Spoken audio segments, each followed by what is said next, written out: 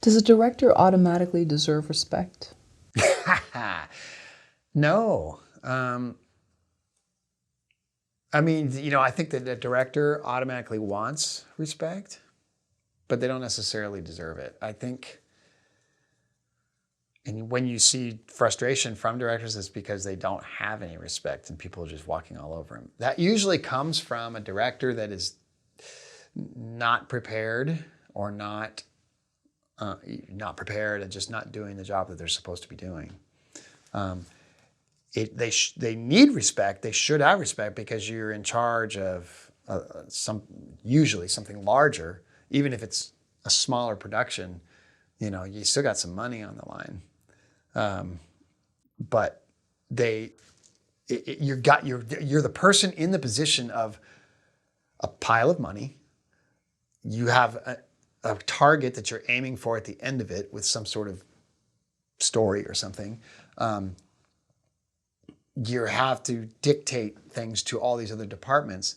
And if they don't have your respect, they are not going to be delivering their best work more than likely. Because if they don't like you, if they don't respect you or don't want to be there, they're going to probably they're just trying to power through the day. That's a really bad, you don't want your team members in that position. And I don't think that if you find yourself in that position, this is not necessarily because you have experience or not. That's not, usually doesn't have anything to do with it. It usually has to do with your preparation.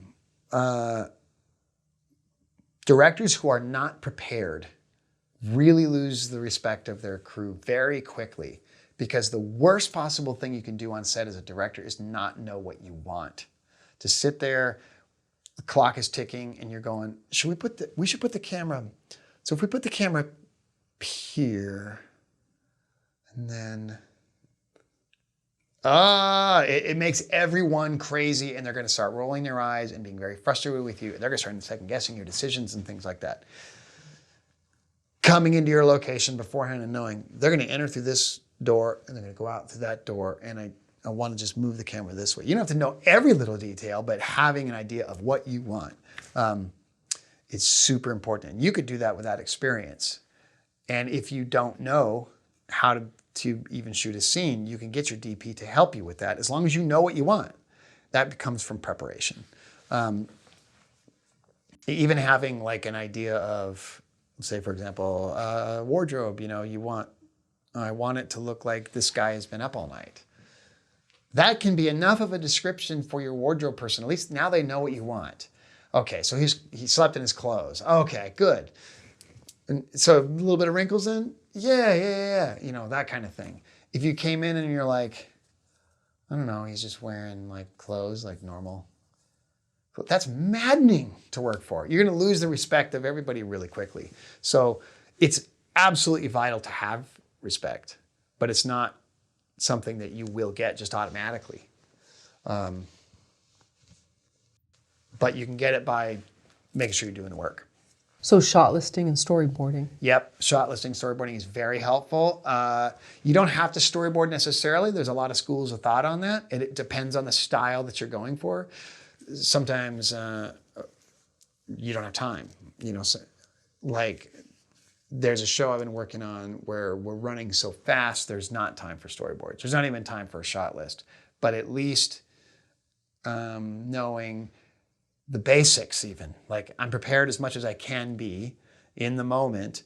I know that these two characters are coming in and this is their objective and we have to get them back out and we have to do it in 5 minutes or less. So at least having some goalposts to hit at a minimum is helpful. The more you know, the better it is. And the easier it is for your team to work with you. What's your image of a bad director? I've seen a lot of bad directors. I can picture them in my mind. Believe it or not, the first sign I see of a bad director is someone who doesn't know how to talk to an actor. I think about what it takes to be a director. You can do it. The best place for a director to be is like television. You can go into a television and the DP already has set the look. The writers wrote everything for you. the actors know their characters, and you don't really have to do anything. But the DP is probably going to be able to just set it up and, well, we normally shoot it when the guy goes over here and he cooks dinner there. This is normally how we shoot the scene. Okay, great. But the actors are still going to know what you want. So if you don't know how to talk to them and they're feeling alone and vulnerable, that's a problem. And that is the one job that no one can really help you with. Someone else can light it. Someone else can get all the costumes ready and the stunts and stuff. But someone's got to talk to the actors. Someone's got to give them emotions and help pull moments out of them, especially if they've shut down. Who else is going to do that for you? It's up to you. So there's no more important job than that, I think. How do you gut check yourself to know, hey, am I moving into bad director mode? Yeah, if I feel like I'm in danger of being a bad director, I'm waiting for all the comments to appear below the video. Like, you are a bad director. If I feel like I'm edging into that territory, it always comes down to my prep. If I find myself, department heads are asking me, so what do you want for the color of the walls? And I haven't thought about that yet. I know that, especially if we're approaching the shoot, I know that there's a problem. And especially if there are gaps, like what I've noticed is what I would call bad directing.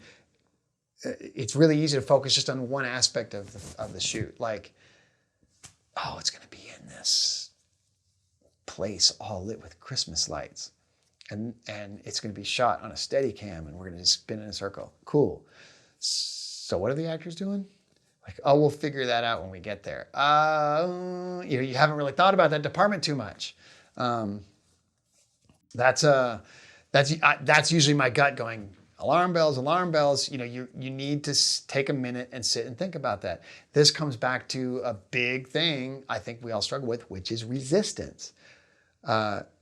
Your gut, you inside know what you need to do to be successful, but sometimes for whatever reason, boop, it comes up where you just don't want to. You'll resist sitting down and writing out your shot list because it feels a lot like work. So I know that there's usually that thing, and sometimes it's shot lists. And I like doing shot lists. That's what's so crazy. But if I feel like I haven't done it or see that I haven't done it and my alarm bells are going off inside, I'm definitely leaning into bad territory. And I feel it on set because there's always this little sense of inner panic that comes up where I don't know how to shoot this scene. I don't know what I'm doing here. It is a really uncomfortable, bad spot to be in when it happens. Because it's already hard enough on set. It's already, and where else it comes up is where I think that I don't need to think about it. Whenever I approach a situation where, it's just another breakup scene. We shot a bunch of these. It's just gonna be in the ice cream shop. The two they're gonna leave. And I don't put the work in because I don't feel like I really need to. That's usually when things really go south too. Oh, the ice cream shop is closed and the actor is allergic to dairy. Oh, well, I don't know what to do. Because that kind of thing will happen. It just happens all the time. So, which is why you prepare, which is why you do the work ahead of time. You're preparing for Murphy, because Murphy will show up. He will. Make no mistake about it. That's why you prepare, because everything is going to go sideways on you at some point. It just will. So, yeah. You've brought up resistance a lot. Are you a fan of The War of Art? Yes. Stephen Pressfield? The War of Art. Yes, because that's how it starts, right? He talks about resistance. That really rung my bell when he talked about that. Because the thing about resistance that's so sinister is that no one else can tell. We're really good at making ourselves look busy, even to our partners or on social media. But we know if we're resisting. We're the only ones who know, generally. If you know that you have that screenplay that you're supposed to be writing and you just aren't, no one's, your partner may be looking at you, oh, he works on it every day. But is he though? Am I though? You know, we know it. And so it's, it can look like all sorts of things. It can look like exercise. Every time I sit down to write that, I just need to go for a walk. Oh, guess what you're not doing while you're walking? You're not writing. It could look like, I think he even says in the book, it could be sex, could be a resistance thing. You know, you just, suddenly I'm really horny. Boop. For every person it's different.